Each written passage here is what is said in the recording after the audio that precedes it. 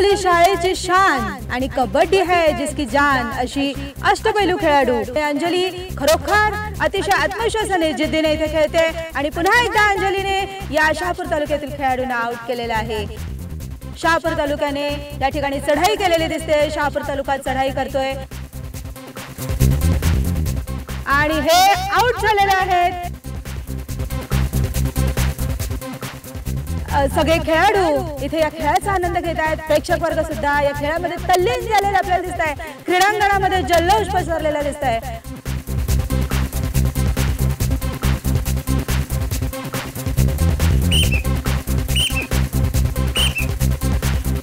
आणि पुन्हा एकदा अंजलीने जिद्दीने या ठिकाणी त्याच आत्मविश्वासाने त्याच धडकदारपणे इथे अंजलीने चढाई केलेली आपल्याला दिसते। अंजली ही अतिशय रणरागिणीप्रमाणे या समोरच्या संघावरती तुटून पडलेली आहे। हा सामना पाहण्यामध्ये रंगलेले आहेत हे क्रीडांगण, हे प्रेक्षक आणि हे काय आपण पाहतो अंजलीचं पोट दुखत आहे आणि अंजली या क्रीडांगणावर कोसळलेली आहे। अंजली अगं काय झालं? पोटात दुखतंय सर, माझी मासिक पाळी सुरू झाली आहे, मला पॅड आणून द्या ना। अंजली आज मी जिंकलो आहे आज। अहो अंजलीचे आई बाबा त्रिवेणी, अगं आज मी जिंकलो आहे। अंजली तुला मी पॅड आणून देतो, ते तुझ्यासाठी आणि माझ्यासाठी। मी हे मॅच खेळणार संघासाठी आणि तुमच्यासाठी। नक्कीच आलोच मी। संतोष चल लवकर, पळ लवकर।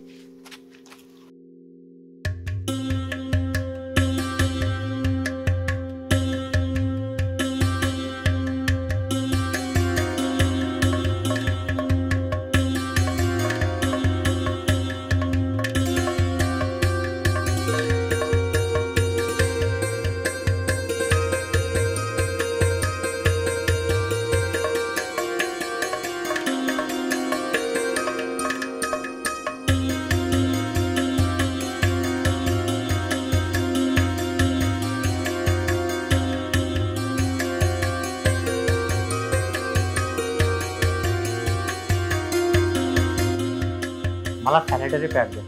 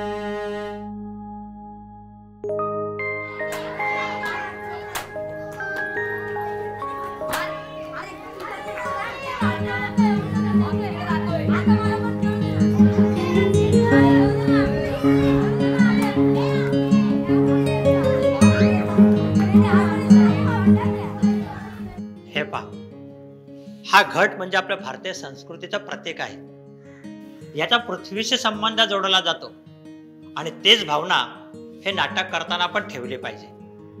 आलं लक्षात?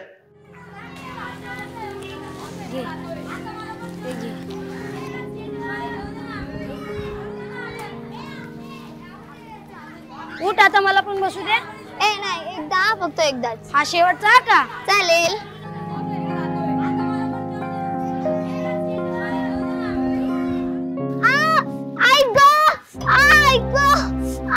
काय झालं आता? मला धोका द्यावा लागेल म्हणून नाटक करतेस का? उठ, चल उठ आता, उठ उठ। ऐक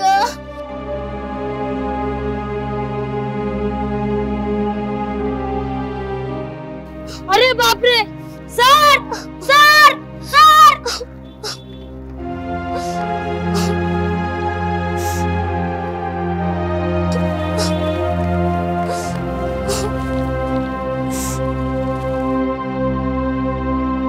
झालं अंजली? पोटात खूप दुखतंय. अंजली काय झालं? अंजली काय झालं? अंजली अंजली पोटात फार दुखतंय का? हो. झोका खेळताना काहीतरी लागलं असेल. नाही रे, काय झालं काही समजत नाहीये. चल ये आता तू रिहर्सल करून दाखव. कर रिहर्सल. अरे वा, छान. सर सर सर संतोष, काय झालं रे? सर अंजली. अंजली? अंजलीचं काय झालं?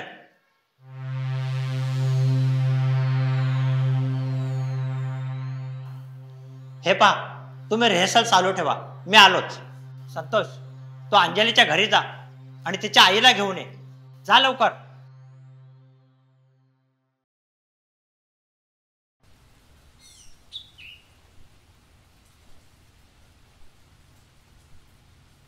बाजूला अंजली, काय झालं?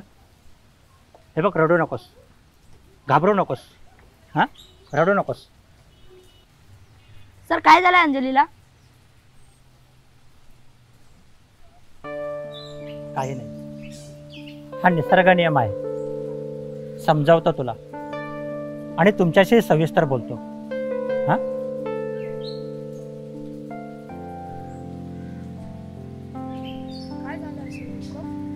बघ रक्ताचे डाग. काय माहिती काय झालं असेल. पण सूरज सर बोललेत ना आपल्याला सांगणार म्हणून. चला आता आपण खेळू.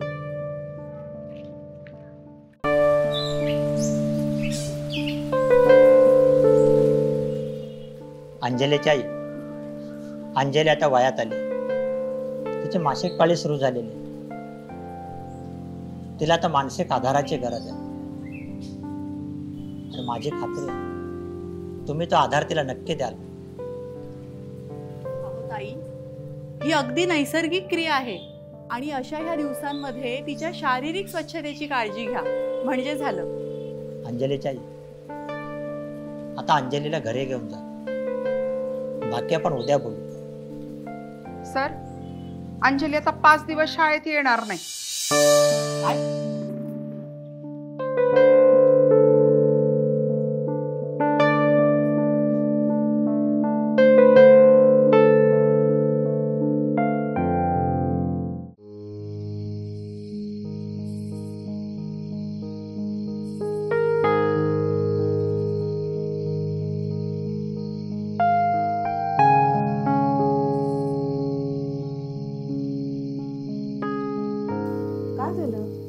खूप अस्वस्थ दिसताय.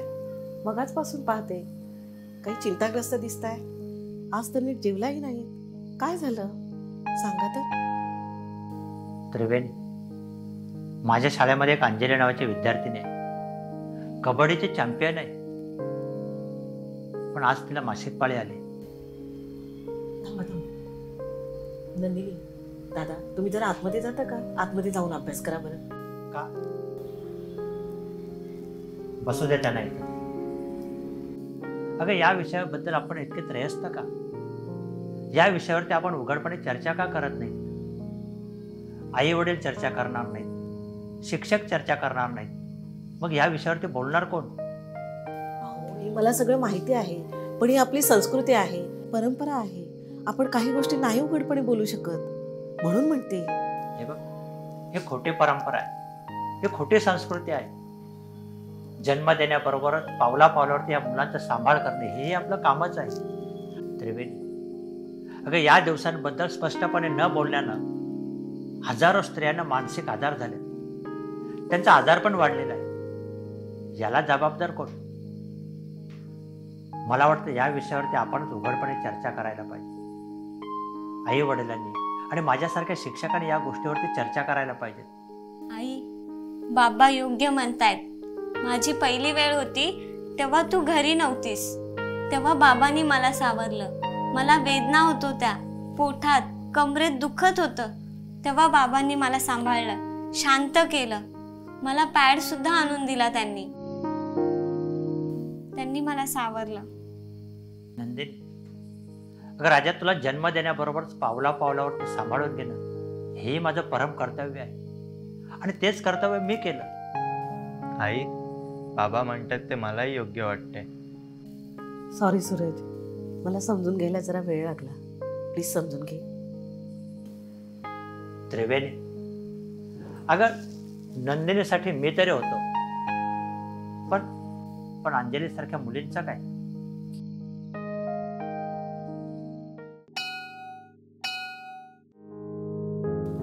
मुलांना आपण काय कविता शिकलो होतो सगळे? ती कविता तालासुर सगळ्यांना म्हणायची? सगळे तयार आहात? मग 1 2 3.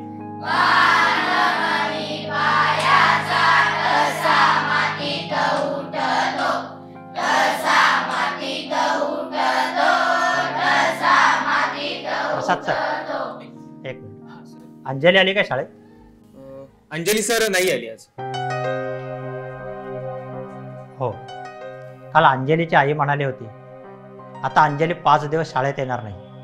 सर, हे असंच असतं. प्रत्येक दिवशी आपल्या 1-2 मुली गैरहजर राहतातच. सर, आज अंजलीच्या घरी संध्याकाळी मोठा कार्यक्रम आहे. कसला?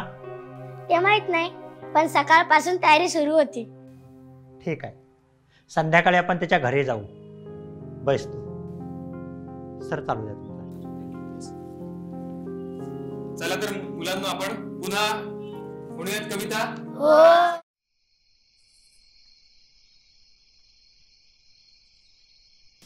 आलं लक्षात ना? कसे येत नाही ते पण बघू आपण त्याच्यामध्ये. सर, हा, तुम्ही इथे कुठे? अंजली आज शाळेत आली नव्हती ना, तर तिची फक्त विचारपूस करायला आलो. सर, तुम्हाला सर्व माहिती आहे, ती शाळेत येण्याच्या अवस्थेत नाही. अवस्था? अहो, काय झालंय तिला? फक्त मासिक पाळी तर तिची सुरू झाली. अहो, यात हळू बोलण्यासारखं आहे काय? तिची फक्त मासिक पाळी सुरू झालेली आहे आणि याला तुम्ही अवस्था म्हणता?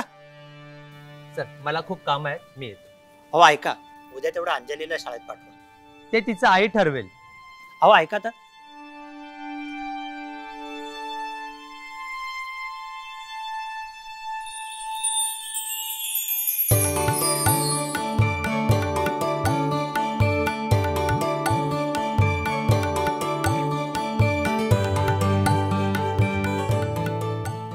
अहो ताई, अहो ऐका.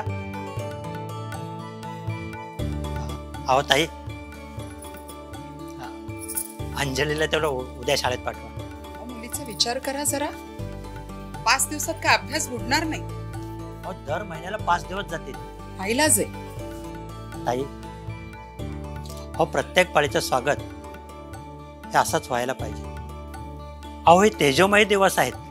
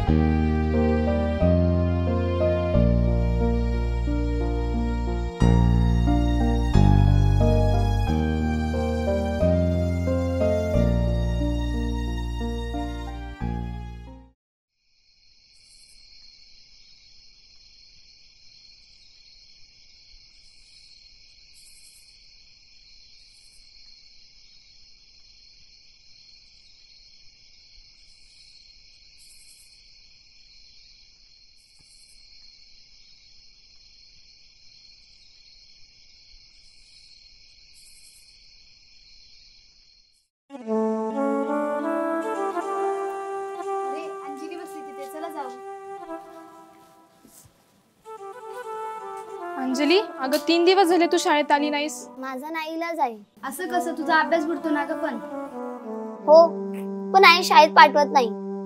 सूरज सर रोज वर्गात येऊन तुझ्याबद्दल विचारतात. हो ना, आणि निराशून परत जातात.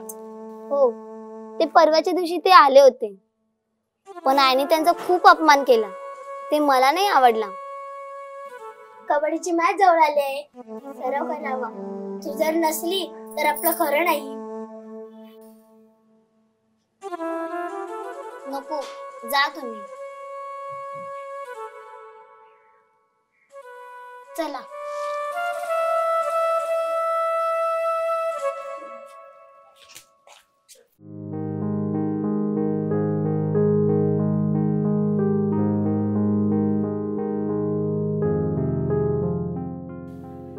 हे चक्र आपणच भेदायला पाहिजे. मुलींची चिंता वाटते तर पालकांची कीव येते. आता आपणच पुढाकार घ्यायला पाहिजे. हो, या मुलींना समजावायला हवं आणि याच्यातूनच लीडर तयार केले पाहिजे. हो सर, तरच ही समस्या सुटणार आहे. सर, मला वाटतं आपण वर्कशॉप घ्यायला हवे. मी तो योजनेचा प्रचार करू. मुलींना आपण या विषयावरती इतकं सक्षम करू की ते आपल्याशी या विषयावरती उघडपणे बोलू शकते. किशोरी मेळावे घेऊन ही नकारात्मक वृत्ती आपण नक्कीच दूर करू. नक्कीच. चला, आजपासूनच सुरुवात करू. प्रथम डॉक्टरांचा सल्ला घेऊ.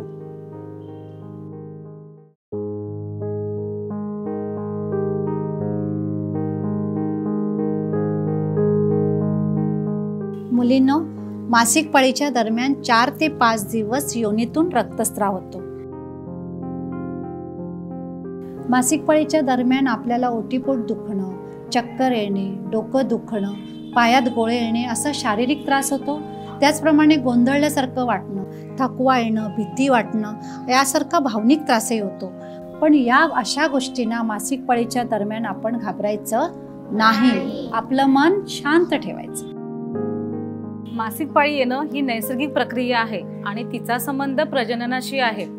निसर्गाने बहाल केलेली ती तुम्हाला एक मातृत्वाची देणगी आहे, हे लक्षात ठेवा.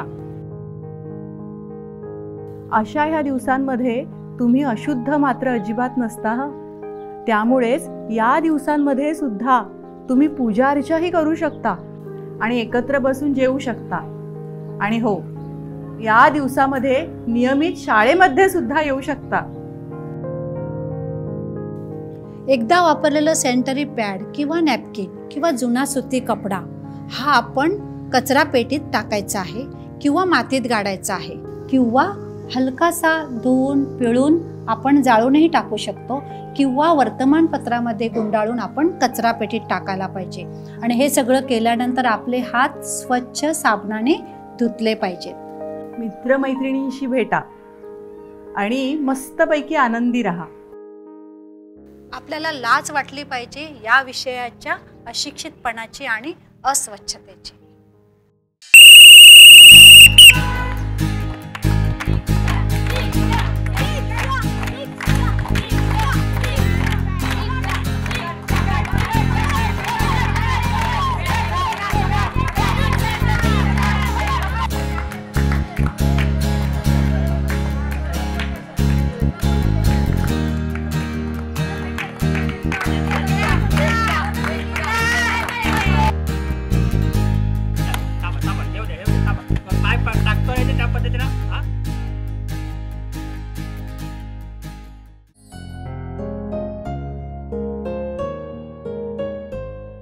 मुलांनो, माझे मुलगी नंदिनी हिची पहिली मासिक पाळी सुरू झाली तेव्हा मी तिला पॅड आणून दिले होते आणि मानसिक आधार सुद्धा मीच दिला होता तिला. मुलांनो, पक्षी हा काड्या काटक्या कपड्यांच्या चिंध्या गोळा करून घरटे बनवतो, पण आतमध्ये मात्र मऊ कापूस अंथरतो.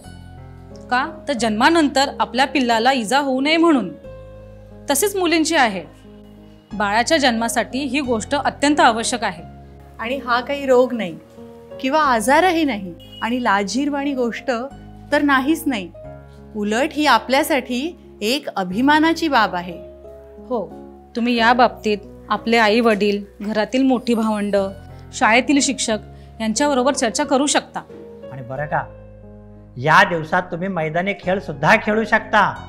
पंचांनी दिलेला 5 मिनिटांचा टाइम आउट, या 5 मिनिटाच्या टाइम आउटचा कालावधी आता संपलेला आहे. अगदी शेवटचे काही सेकंद बाकी आहेत. तर या सेकंदामध्ये जर पिसवली संघ या क्रीडांगणावर आला नाही तर क्रीडांगणामधून पिसवली संघाला बाद केलं जाईल. आणि ते सांगा असं वाटतंय की केवळ अंजलीच्या हातामध्ये आहे की हा पिसवली संघ हा विजयाकडे जाणार आहे की या खेळामध्ये टिकून राहणार आहे, हे केवळ अंजलीच्या हातामध्ये आहे.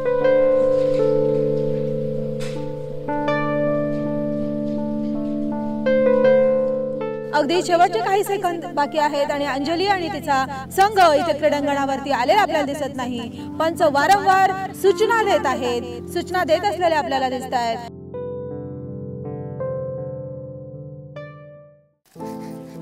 सर धन्यवाद. आणि ह्या पुढे आमची अंजली कधी गैरहजर राहणार नाही. नियमित पाठवेन मी तिला शाळेत. धन्यवाद सर. आपण पाहतोय की शेवटचे काही सेकंद बाकी आहेत आणि या ठिकाणी पिसवली संघाचे मार्गदर्शक सूरज सर यांनी अंजलीला या क्रीडांगणावरती आणलेलं आहे आणि अंजली पुन्हा एकदा या खेळामध्ये सामावून जाणार आहे.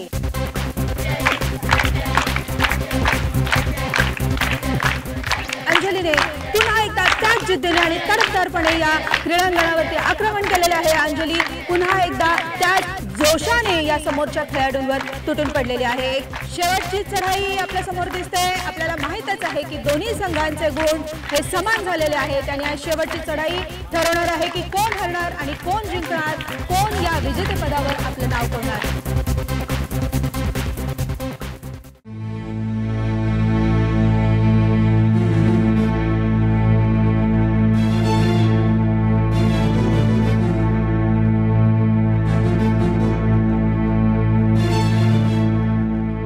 मध्यरेषेला स्पर्श केलेला आहे.